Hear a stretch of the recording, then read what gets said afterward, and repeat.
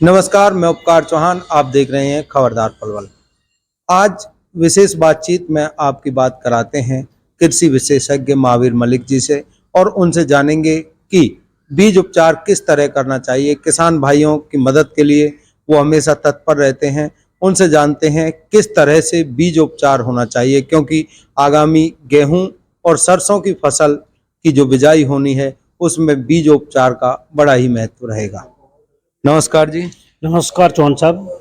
कई तरह की बीमारियां, बीज जनित और भूमि जनित बीमारियां फसलों में आती हैं। उनकी रोकथाम के लिए यदि बीज उपचार कर दिया जाए या बीज को शोधित कर दिया जाए तो फिर बाद में दवाइयाँ छिड़कने की आवश्यकता नहीं होती। किसान का खर्चा भी कम होता है, पर्यावरण भी शुद्ध रहता है। सरसों की बिजाई 25 सितंबर से शुरू हो चुकी है और ये 20 अक्टूबर तक इसकी बिजाई का उचित समय है। तो किसान भाई तना गलन बीमारी से रोकथाम के लिए 2 ग्राम कार्बनडेजिम दवाई प्रति किलो बीज के हिसाब से यदि उपचारित करके बिजाई करें और उसके बाद में इसमें एजोटोबैक्टर या फॉस्फोटिका बोने से थोड़ा पहले लगाएं तो पैदावार भी बढ़ती है और कीड़े बीमारियों की भी रोकथाम होती है। आज जो मुख्य बात करने जा रहे हैं वो गेहूं की जो बीज किसान भाइयों ने अपने पास रखा हुआ है और उसके आगे अक्टूबर से बिजाई शुरू हो जाएगी। तो उसमें कई तरह की बीमारियां, बीज जनित बीमारियां बीज के अंदर ही मौजूद रहती हैं, जैसे बाली का कंडवा। इसके जीवाणु, इसके रोगाणु बीज के अंदर ही बैठे हुए रहते हैं। इसी तरीके से करनाल बंट और पत्ती का कंडवा ये बीज के ऊपर चिपके हुए हो सकते हैं। तो इसीलिए बीज का शोधन करना जरूरी है। बीज के शोधन के लिए दवाइयों का से बीज को उपचारित कराते हैं, रैक्सिल या कार्बनडेजिम से।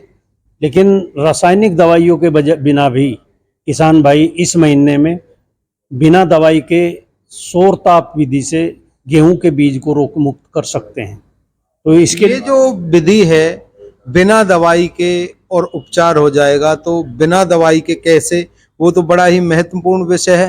हाँ, क्योंकि आज का समय भी यही है कि रासायनिक दवाइयों का दुष्प्रभाव भूमि, जल, पानी, वातावरण के साथ मनुष्य के स्वास्थ्य पर भी पड़ने लगा है और यहाँ तक कि पशु पक्षियों के स्वास्थ्य पर भी इसका प्रभाव जाता है।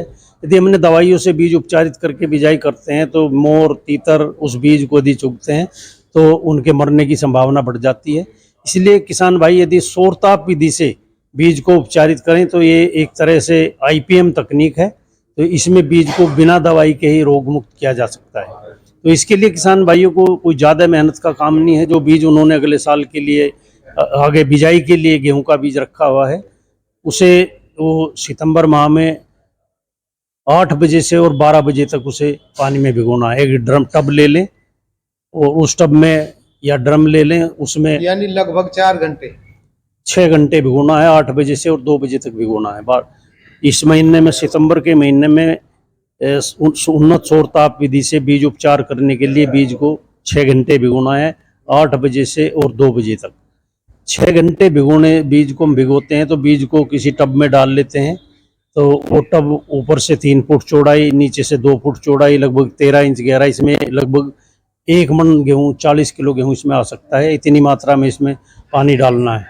तो पानी डालने के बाद जो ऊपर हल्के बीज तैरेंगे या खरपतवार के बीज तैरेंगे उन्हें निकाल देना है और उसके ऊपर सफ़ेद पॉलीथीन कसकर बांध देनी है। धूप में रखना है 8 बजे से 2 बजे तक। उसके बाद में बीज को निकाल कर फर्श के ऊपर अच्छे तरीके से सुखा लेना है। और सूखने की पहचान ये है कि दाना यदि दांत से कटने लगे, कट की आवाज़ करे तो समझ ले कि बीज सूख गया है। उसे ठीक जगह पर जब तक बिजाई का समय है उस समय तक भंडारण कर सकता है।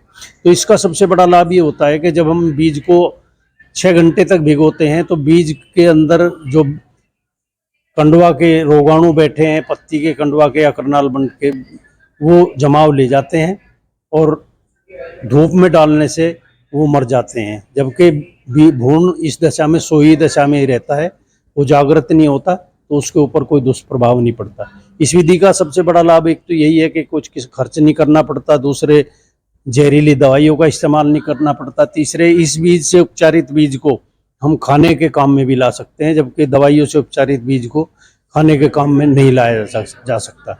इसलिए किसान भाई IPM तकनीक, उन्नत सौर ताप विधि से गेहूं के बीज को इस माह उपचारित करें, क्योंकि सितंबर में इसलिए सिफारिश की जाती है कि इस माह तक गेहूं का बीज सोई दशा में रहता है आगे जो ही तापमान कम होने लगेगा, गेहूं का भ्रूण जागृत अवस्था में आने लगेगा, फिर ये विधि इतनी कारगर साबित नहीं होती। इसलिए जिस दिन भी मौसम साफ हो, सितंबर माह के अंदर ही इस उन्नत सौर ताप विधि से बीज को उपचारित कर लेना चाहिए। तो देखिए किस तरह से डॉक्टर साहब ने आपको बताया कि आप सौर ताप विधि से अपने बीज को उपचारित कर सकते हैं और उसमें आपका कोई खर्चा नहीं आना और रोगाणु मुक्त भी हो जाएगा। तो जुड़े रहिए हमारे साथ और देखते रहिए खबरदार पलवल।